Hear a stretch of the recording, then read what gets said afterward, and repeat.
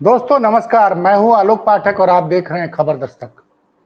आजम और अखिलेश यादव की ऐतिहासिक मुलाकात आज आजम खां रामपुर में हो गई, लेकिन इस पे बहुत तगड़ा व्यंग कसा है। अखिलेश यादव के सबसे बड़े बोले सहयोगी हुआ करते थे ओम प्रकाश राजभर। वही राजभर जो 2022 के चुनाव में दावा किया करते थे कि वो भाजपा को हरा देंगे और योगी जी को वापस मत भेज देंगे। अब उन्होंने लगभग उसी तरह का बयान दे दिया है अखिलेश और आजम की मुलाकात पे। और वो शोले फिल्म का डायलॉग था ना कि अब तेरा क्या होगा कालिया, उसी टर्म पे उन्होंने कहा अब तेरा क्या होगा अखिलेश। वो कह रहे हैं कि आजम खां और शिवपाल यादव दोनों लोग मिलकर कहीं खेल न कर दे, इस डर से अखिलेश यादव भागे भागे आजम खां से मिलने गए और तंज कसा कि जब 23 महीने 11 दिन तक आजम खां सीतापुर की जेल में बंद थे, तब तो अखिलेश एक बार भी उनसे मिलने नहीं गए।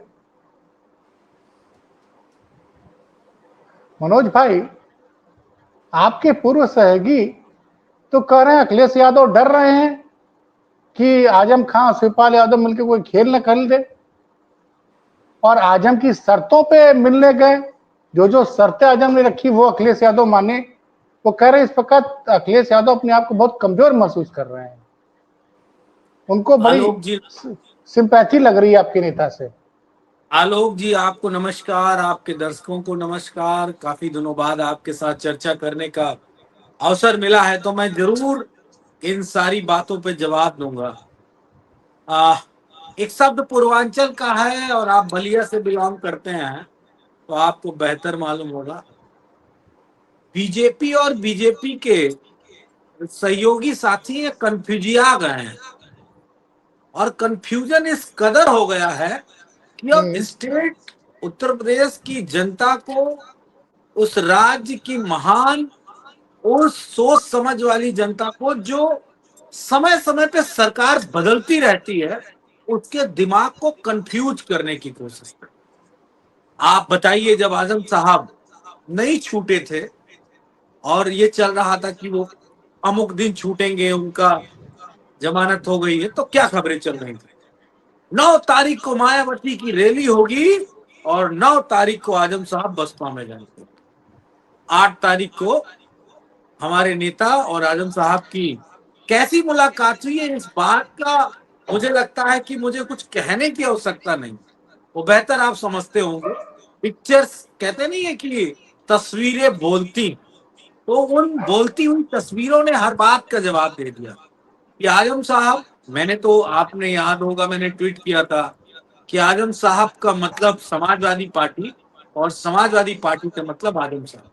किसी ने कहा कि मैंने सुना है कि आप बसपा जा रहे हैं, तो आजम साहब ने क्या कहा कि मैं नादान हूं तो इतना बड़ा भी नादान नहीं हूं, या आप मुझे मूर्ख समझते हैं तो मैं इतना बड़ा मूर्ख तो हूं नहीं।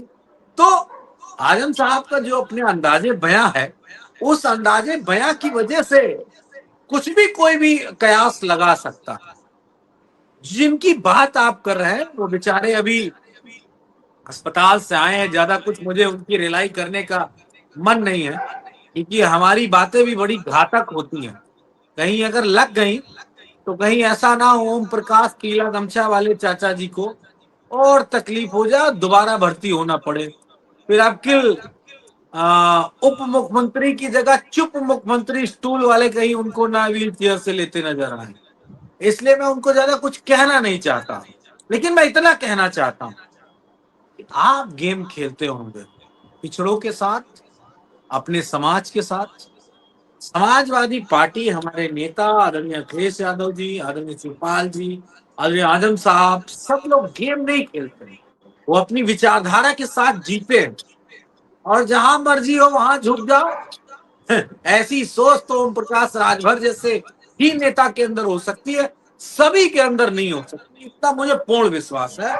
हर कोई होता है, बहुत सारे ऐसे लीडर्स हैं, पल्लवी पटेल जी हैं, और और भी तमाम सारे ऐसे लीडर उत्तर प्रदेश में, छोटे छोटे दल हैं, भले उनका कोई अस्तित्व बहुत ना हो, लेकिन उन्होंने सदैव ही बीजेपी का विरोध किया, उस विचारधारा का विरोध किया, आरएसएस का विरोध किया जो इस प्रदेश के पिछड़ों के, दलितों के, अल्पसंख्यकों के, गरीबों के, किसानों के, मजदूरों के, नौजवानों के दुश्मन के रूप में काम करती है। तो पियर के गमछा वाले चचा जी अनावश्यक क्या बयान देते हैं। अपना हार्ट से लेके वो कोर तक सब सही कर लीजिए, चुनाव आने जा रहा है।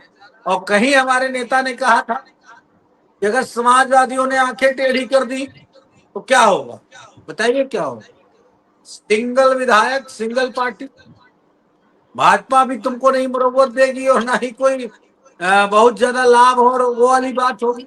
तो कम से कम उतना ही बोला करो जितने में आपकी दुकान जो है वो लगाई है, सजाई है, पिछड़ों के हक अधिकार बेचने की, वो चलती रहे, ऐसा मैं मानता हूं। लेकिन एक बात तो माननी पड़ेगी ना कि जो वो आरोप लगा रहे हैं कि आजम खान ने जितनी शर्तें रखी वो अखिलेश यादव को माननी पड़ी। वो भागे भागे रामपुर गए, वो 24 महीने तक जब वो जेल में तब तो सीतापुर नहीं मिलने गए, अब वो जेल के बाहर आ गए और उन्होंने अभी खारिज नहीं किया। बतौर ओम प्रकाश राजभर उन्होंने इस बात को खारिज नहीं किया कि वो बसपा में जा रहे कि नहीं जा रहे हैं, कांग्रेस में जा रहे कि नहीं जा रहे हैं। वो तो सिर्फ ये कह रहे थे कि मैं अकेले मिलूंगा और अकेली मुलाकात की उन्होंने, कोई और कोई और मिलने नहीं गया। क्यों समाजवादी पार्टी के लोग लगातार मिलने जा रहे हैं। राष्ट्रीय अध्यक्ष जी के जाने से पहले कम से कम 1 दर्जन से ज्यादा समाजवादी पार्टी के लीडर, जिसमें हिंदू भी कम्युनिटी के लोग थे, मुस्लिम कम्युनिटी के लोग भी थे, एससी कम्युनिटी के भी लोग थे, सभी लोग गए, पिछड़े कम्युनिटी के भी थे, सब गए मिलने। इसमें कौन सी बड़ी बात। देखिए आजम साहब कोई ऐसी सुलझी पहली नहीं है जिसको आप जब चाहो तब सुलझा के समझ लो। आजम साहब को सिर्फ इस उत्तर प्रदेश की राजनीति में एक ही व्यक्ति समझते थे पहले, वो नेताजी थे। उनके बाद अगर अब कोई समझ सकता है तो हमारे राष्ट्रीय अध्यक्ष जी, और उनके बाद अगर कोई समझ सकता है तो वो व्यक्ति आपके सामने। क्योंकि अच्छा अच्छा, मतलब मैं अपनी पार्टी से दिल से जुड़ा हूं। तो जो व्यक्ति किसी से दिल से लगाव रखता है, आपको मालूम होगा कि जो हृदय से किसी चीज से आप जुड़ाव करते हैं ना, तो सामने वाले के वाइब्रेशन, सामने वाले की सोच आपको आ जाती है। मैं तो आजम साहब को बहुत, आप कब जा रहे हैं आजम साहब से मिलने? अरे मैंने तो उसी दिन ट्वीट कर दिया था, आपको सुनाया नहीं भी नहीं, था, फिर वही पढ़ाया भी बात, आप ट्वीट की बात नहीं कर रहे हो, आप कब जा रहे हैं? था। निश्चित तौर पे मिलने हाँ। जाएंगे, उनसे आशीर्वाद लेंगे। और मैं बहुत सौभाग्यशाली होऊंगा कि अगर उनका आशीर्वाद मिल गया और उन्होंने मुझे राजनीति के कहकसे से पहला पन्ना ही अगर सिखा पढ़ा दिया, तो मैं दावे से कहता हूं कि मैं भी एक शानदार कार्यकर्ता समाजवादी पार्टी का बन जाऊंगा। तो निश्चित तौर पर मिलने जाऊंगा। क्योंकि उनकी तबीयत नहीं बहुत अच्छी थी, इस वजह से मैं थोड़ा सा, और फिर एक प्रोटोकॉल भी बनता है कि हमारे नेता का समय है, हमारे नेता ने समय दिया है, तो सबसे पहले हमारे नेता जाएंगे, इसके बाद हम लोग भी जाएंगे और सभी लोग जाएंगे। तो मैं जानता हूं कि आजम साहब और समाजवादी पार्टी, आजम साहब और आदरणीय राष्ट्रीय अध्यक्ष जी, आजम साहब समाजवादी पार्टी का एक एक कार्यकर्ता, सब एक दूसरे से बंधे हैं, कोई अलग नहीं है। वैसे ओम प्रकाश राजभर जी और बीजेपी और तमाम सारे, वो कहते नहीं है कि कौन सा पक्षी होता है नहीं जो, नहीं, देखिए 1 मिनट में आपको रोकूंगा मनोज भाई। मुझे याद आता है कि 2017 का विधानसभा चुनाव था, प्रचार चल रहा था, ब्रिजेश पाठक जी ने मायावती जी के साथ आगरा में रैली की और फिर शाम को आके भाजपा में शामिल हो गए। तो अभी तो आज रात है, कल सुबह 9 बजे क्या होगा किसी को पता है? देखिए मैं एक बात स्पष्ट कर दूं कि समाजवादी लोग हल्के नहीं होते। और एक बात और दूसरी कह दे रहा हूं, थोड़ा सा बुरा लग जाएगा बहुत सारे लोगों को, लेकिन मैं नहीं कह दे वो, रहा हूं। क्योंकि राजभर जी कह रहे हैं इस बात को ना, हम तो भाई राजभर जी के बयान से, भाई राजभर जी आपके पुराने सहयोगी रहे हैं, अचानक से आप वो इतने। इस डिबेट को राजभर के टॉपिक से हटा के थोड़ा दूसरी तरफ मोल्ड कर दीजिएगा। नहीं कहीं ऐसा ना हो कि राजभर जी अकेले रह जाए। मैं फिर बता रहा हूं, मैं दूसरे मिजाज का व्यक्ति हूं। अगर मैंने मतलब आप प्रार्थना लोग कर दी, ना अकेले राजा हैं, मतलब क्या राजभर जी विधानसभा में के सदस्य न बन पाए, उनकी पार्टी खाता ना खोले? कुछ ऐसी बात कर रहे हैं आप? अभी भी अकेले रह जाएंगे अगर हमारे नेता ने थोड़ी सी भी यहाँ की तिरछी कर दी तो, इतना याद रखेंगे, अकेले विधायक बचेंगे अपनी पार्टी को। इसलिए राजभर जी से कह दो ज्यादा पाएंगे ना मारे, पाएंगे कम मारे, अपना काम करें, अपना उत्तम स्वास्थ्य करें, उसकी हम कामना करते हैं। देखिए समाजवादी पार्टी के जो लीडर है ना, और खासकर जो पीडीए समाज के और जो पहले दिन से समाजवादी पार्टी के, वो लोग इतने हल्के लोग नहीं है, घटिया किस्म के लोग थोड़ी नहीं है कि जो घटिया किस्म की राजनीति करते हैं। चाहे वो आदरणीय आजम साहब हों, चाहे वो हमारे नेतृत्व के आदरणीय शिवपाल चाचा जी हों, चाहे माननीय राष्ट्रीय अध्यक्ष जी हों, चाहे और भी जो समाजवादी हमारी पार्टी में है, जो संस्थापक सदस्य लेके अब तक, और समाजवाद के प्रति अपनी अकाउंटेबिलिटी को, रिस्पॉन्सिबिलिटी को उन्होंने सदैव ही जनता के बीच में रखा। वो हमेशा कटिबद्ध हैं समाजवाद को आगे ले जाने में। उन्हें भाजपा के फेंके हुए टुकड़ों पे जाना बिल्कुल बर्दाश्त नहीं, और जिनको जाना था वो चले गए। अच्छा ये बताइए, 10 साल हो गए, लगभग 10 साल होने वाले, 8.5 साल 9 साल कंप्लीट हो जाएगा। 10 साल में जो नहीं गया अब क्या जाएगा, अब क्या जाएगा? और जिसको जाना था वो चले गए। लेकिन कोई देखिए रायबरेली के पांडे जी थे, कोई रायबरेली नहीं, के पांडे जी थे, हल्के आदमी। नहीं, कोई अब आप गौरीगंज के ना आप बिल्कुल सही प्रताप जगह सिंह आ थे, गए। हल्के अब आदमी। मैं आ गया, बिल्कुल सही जगह आपने बात कर दी। इन्हीं 8.5 सालों में शिवपाल जी भी तो सपा छोड़ के गए थे। तो गए कहां? नहीं गए थे, अपनी पार्टी बनाई थी ना। तो पार्टी बनाई थी, चले आए वापस राजनीति। राम गोपाल के बेटे के खिलाफ 2019 में चुनाव भी लड़े थे। ये कौन सी 2 बार वो विधानसभा का चुनाव लड़े, और दोनों बार समाजवादी पार्टी नहीं, साइकिल निशान लोकसभा से का लड़े। चुनाव लड़े थे 2019 में, और वो इसी बात ठीक है, वो अलग बात थी। उसके अलावा वो वो कह 2 रहे बार सदन में रहे, 2 बार सदन में रहे, चुनाव चिन्ह साइकिल से रहे, 17 में भी, 22 में भी। नहीं तो ये कहीं ऐसा तो नहीं कि शिवपाल और आजम खां मिल जाएं, फिर अखिलेश जी को उन दोनों लोगों की हर बात माननी पड़े। फिर ये जो अखिलेश जी फ्रीली काम करते थे, तो उतने खुल के अखिलेश जी काम कर पाएंगे? ये राहें इतनी आसान नहीं है कि मंजिल मिल जाए, और जिसने ये सोच लिया कि बड़ी आसान राहें सत्ता पाने की, तो मेरे ख्याल से वो ओवर कॉन्फिडेंट होता है। हम समाजवादी लोग हैं, इस बात को बेहतर तरीके से पाठक की समझते हैं कि सत्ता पाने के राहों में इतनी आसानियां नहीं है। लेकिन जो आप एक परिकल्पना सोच रहे हैं या एक मैं सवाल खड़ा कर परिकल्पना रहे हैं, मैं परिकल्पना नहीं, आज मैंने तमाम देखिए, मैंने तमाम लोगों के बयानात सुने। कई लोग कह रहे हैं कि अब आजम जो कहेंगे वो अखिलेश जी को करना पड़ेगा, क्योंकि तो आजम के साथ, देखिए मेरी बात सुन लीजिए, लोग कह रहे हैं आजम के साथ मुसलमान खड़ा है, तो आजम की बात, अब अखिलेश जी जितना फ्रीली अब तक थे जब तक आजम खान जेल के अंदर थे, अब जेल के बाहर आ गए हैं और वो खुल के बोल रहे हैं, और आजम के साथ मुसलमान खड़ा है, तो उस कंडीशन में क्या अखिलेश यादव खुल के उस तरह की? खुल के पूछिए, खुल के। ये कोई नहीं, मैं खुल के भाजपा नहीं है ना, मैं भाजपा का, और सुनिए, मैं संघ का कोई संघ का कार्यकर्ता नहीं रहा हूं, ना नहीं, प्रचारक रहा हूं कि हमको दबी जबान में बोलना है। अब मैं आ रहा हूं, मुद्दे पे आ रहा हूं। हाँ, मुद्दे पे आइए। दरअसल लोकसभा चुनाव में अखिलेश यादव ने एक कॉन्सेप्ट को पूरी तरह से ध्वस्त कर दिया। 2024 के लोकसभा चुनाव में अखिलेश यादव ने इस मिथ को खत्म कर दिया कि समाजवादी पार्टी सिर्फ मुस्लिम यादव की पार्टी नहीं है।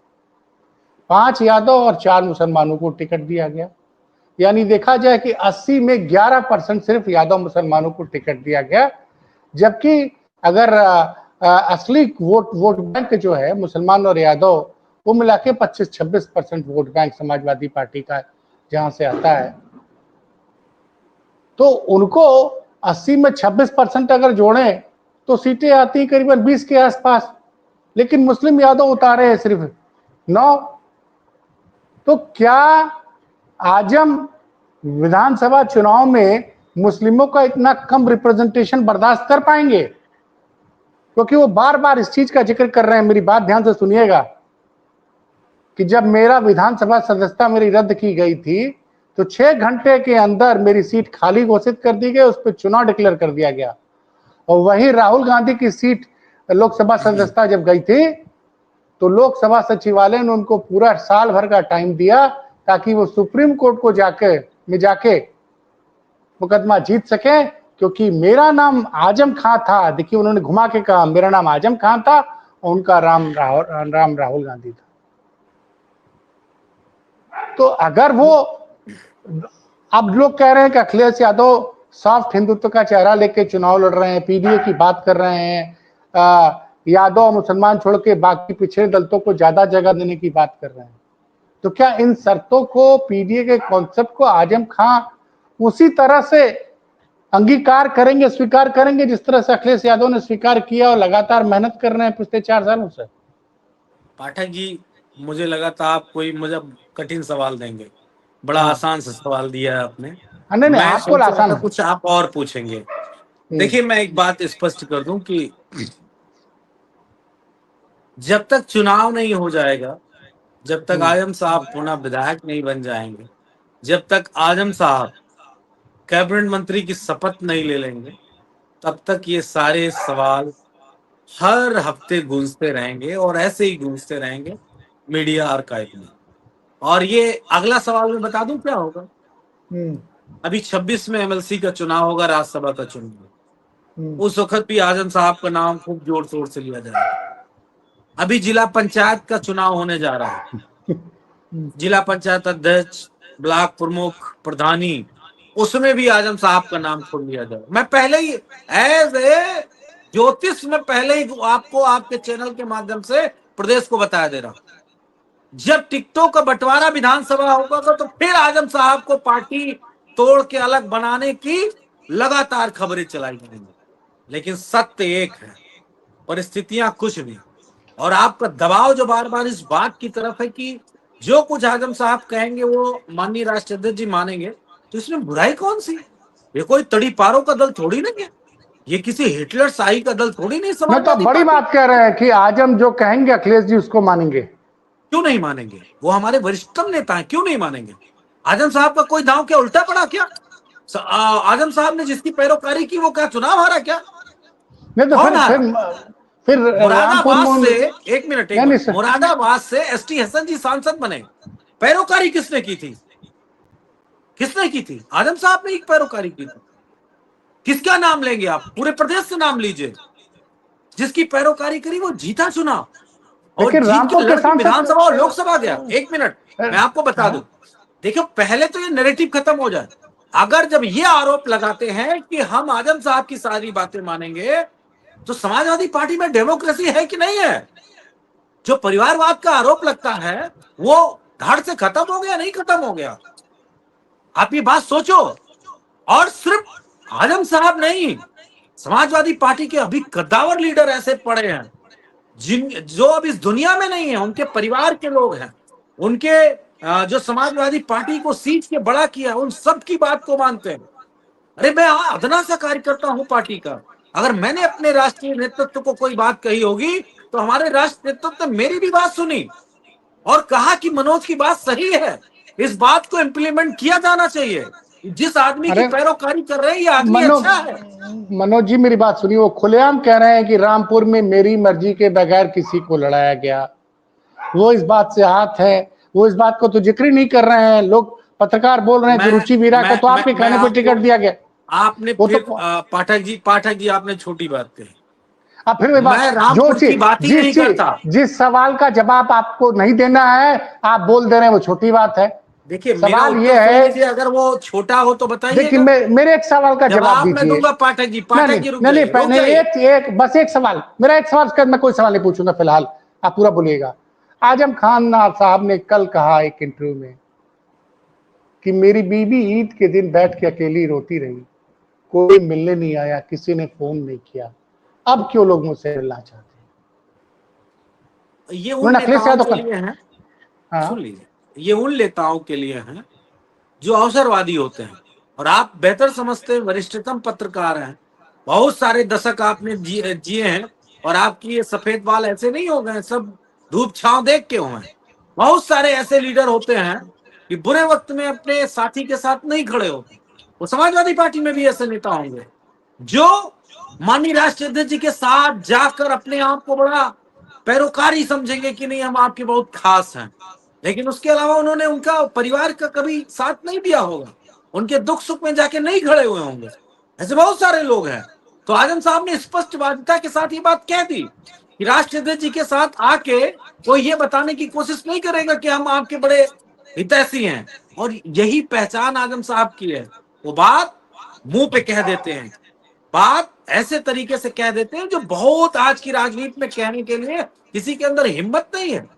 मैं एक बात कहता हूं जो बार बार कहा, आपने कहा कि आजम साहब ने कहा कि रामपुर में जो होगा वो आजम साहब की मर्जी से होगा। अरे पश्चिमी उत्तर प्रदेश, पूर्वी उत्तर प्रदेश, अवध क्षेत्र, बुंदेलखंड, रुहेलखंड, आजम साहब की हर जगह जरूरत है। और वो जहां जहां पार्टी को अपना सुझाव देंगे, अपनी बात रखेंगे जो पार्टी के लिए बेनिफिट होगा, वो हमारा नेतृत्व, हमारी पार्टी, हमारे हर वर्कर मानेंगे और मानते आए हैं। इसमें ये सवाल ही नहीं उठता है। मैं कहता हूं रामपुर छोटा है, रामपुर के बाहर भी आजम साहब है और उत्तर प्रदेश के आगे भी आजम साहब हैं। वो तो योगी मोदी और अमित शाह को जिस तरीके से उनको लोकसभा में एक ही भाषण हुआ था, ऐतिहासिक भाषण, कि मैं भी, मेरे पास भी अवसर था तो मैं चाहता तो मैं पाकिस्तान चला जाता, लेकिन मैं बाई चॉइस यहां रुका। वो बात कहने वाले बहुत कम लीडर हैं।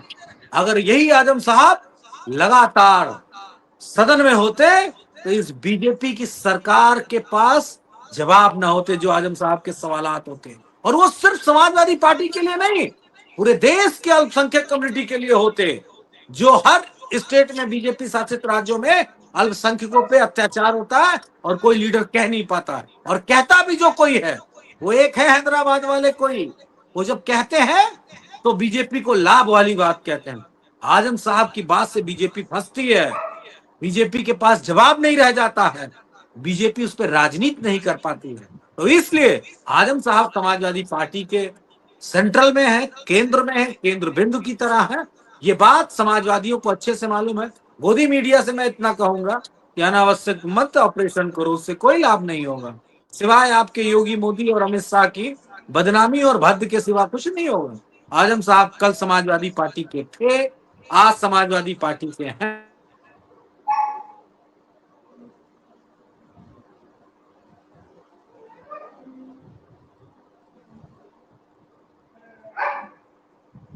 लगता है मनोज जी का कनेक्शन कट गया है,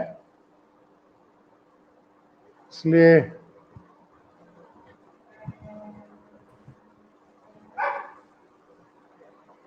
मनोज भाई एक सवाल पूछना था आपसे। जी जी। कि विपक्ष भाजपा और उसके मंत्री शायद इसलिए ज्यादा बेचैन हो गए हैं कि आजम और अखिलेश के बीच में जो उन्होंने भ्रम फैलाया था कि दूरियां हैं, वो दूरियां कहीं दिखी नहीं आज। निश्चित तौर पे इस सवाल में बहुत जान है, बहुत दमदारी वाली बात है, बहुत बेचैन है। लोगों ने जिस तरीके का नैरेटिव बिल्डअप किया, राष्ट्राध्यक्ष जी से दूरी की बात है, इस देश का कोई भी व्यक्ति आके कहे कि समाजवादी पार्टी, हमारे नेतृत्व श्री अखिलेश यादव जी ने आजम साहब की मदद नहीं की, उनसे मिलने नहीं गए, मैं नहीं मानूंगा, मैं नहीं मानूंगा, कभी नहीं मानूंगा। स्वयं आजम साहब का परिवार जब कहे, नाम लेके कहे, तब हम इस बात को मानेंगे कि आजम साहब का ये दर्द है। और फिर भी मैं पार्टी का प्रवक्ता होने के नाते, आप बताते हैं कि आजम साहब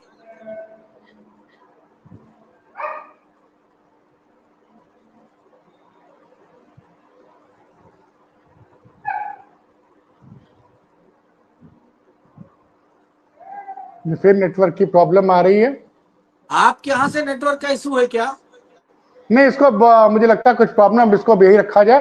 तो बड़ी बात कही मनोज जी ने कि आजम खां की हर बात मानी जाएगी, और राजभर को ये सवालों पर उल्टा सवाल खड़ा कर दिया कि राजभर पहले अपनी पार्टी बचाए, उसके बाद समाजवादी पार्टी पर टिप्पणी करे। तो मनोज जी, जो आपने समय दिया इसके लिए बहुत बहुत धन्यवाद।